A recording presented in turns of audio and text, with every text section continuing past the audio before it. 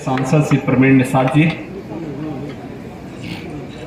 हमारे विधायकगण श्री गणेश चंद्र चौहान जी,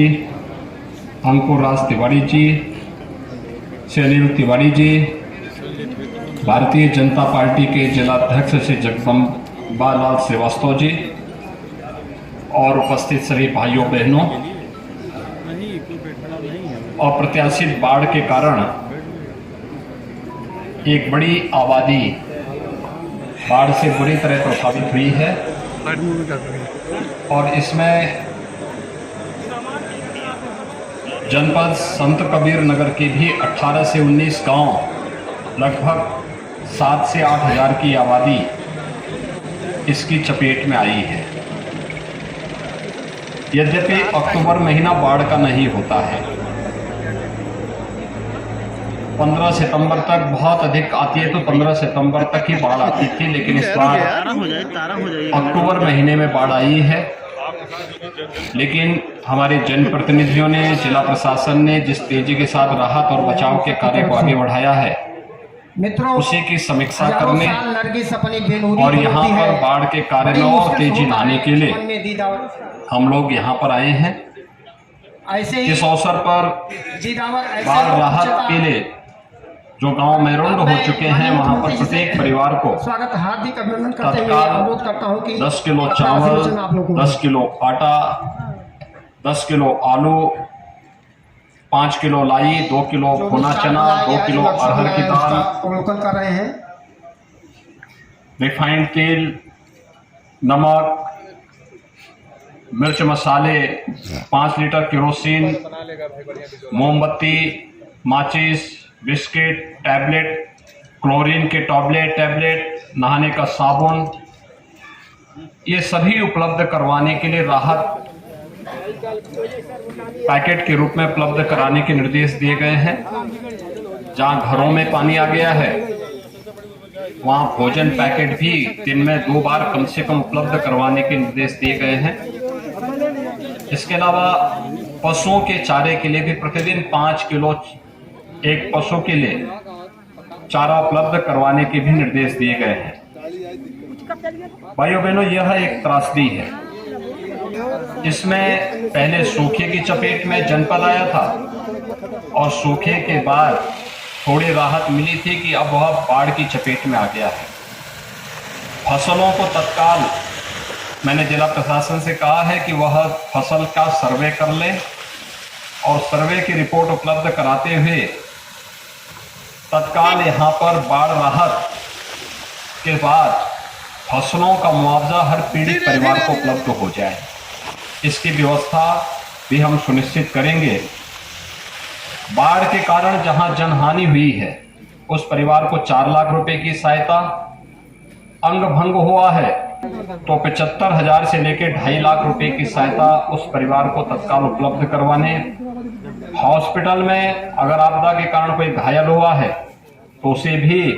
अलग अलग श्रेणी में धनराशि उपलब्ध करवाने के लिए भी व्यवस्था की गई है। जिनके मकान पूरी तरह ध्वस्त हो गए हैं, मकान के लिए उसे या तो मुख्यमंत्री आवास योजना में आवास या 1,20,000 रुपये उपलब्ध करवाने के भी निर्देश दिए गए हैं। इसके साथ ही कृषि भूमि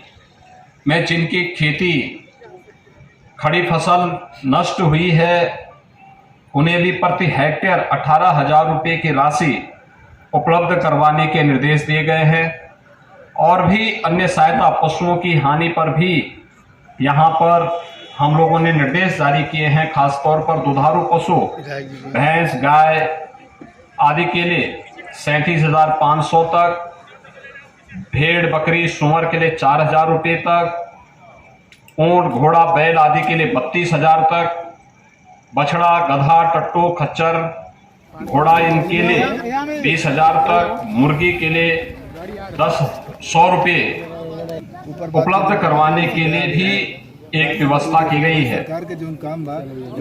मैं आप सबको आज के इस अवसर पर यह आश्वस्त करने के लिए आया हूं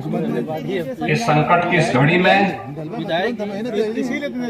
सरकार, केंद्र और राज्य दोनों आपके साथ में है। मैंने अभी जिलाधिकारी से ये कहा है कि तटबंध के उस पार जितने गांव हैं, अगर उन्हें हम तटबंध के इधर कहीं बसाने की व्यवस्था कर सकते हैं तो हमें उस पर भी विचार करना चाहिए, जिससे हर वर्ष आने वाली बाढ़ की त्रासदी से इन लोगों को बचाया जा सके। मैं आज के इस अवसर पर एक बार फिर से अपने जनप्रतिनिधियों से कहूँगा कि जो भी बाढ़ से पीड़ित है, पहली प्राथमिकता अगले 2 दिन के अंदर काफी राहत मिलेगी, लेकिन पहली प्राथमिकता हमारी होनी चाहिए इन सभी लोगों को सुरक्षित स्थानों पर हम लोग राहत उपलब्ध करवा दें, सुरक्षित स्थान पर बचाने की फिर उसके बाद की प्लानिंग करें। इसके बाद स्वच्छता और सैनिटाइजेशन का भी कार्यक्रम चलाएं। दीपावली के पहले बीमारी ना आए,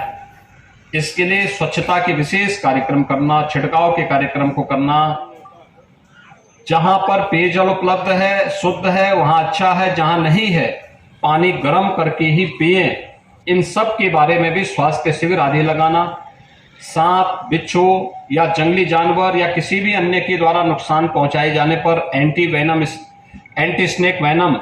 या फिर एंटी रेबीज के वैक्सीन भी वहां पर हर स्वास्थ्य केंद्र में उपलब्ध कराने के साथ साथ स्वास्थ्य शिविर भी हर जगह उपलब्ध करवाने के निर्देश दिए गए हैं। मैं आप सबको इस बात के लिए आश्वस्त करने के लिए आया हूं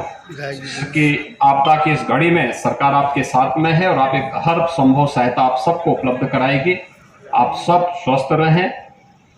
आपके लिए दीपावली मंगलमय हो, इस विश्वास के साथ मैं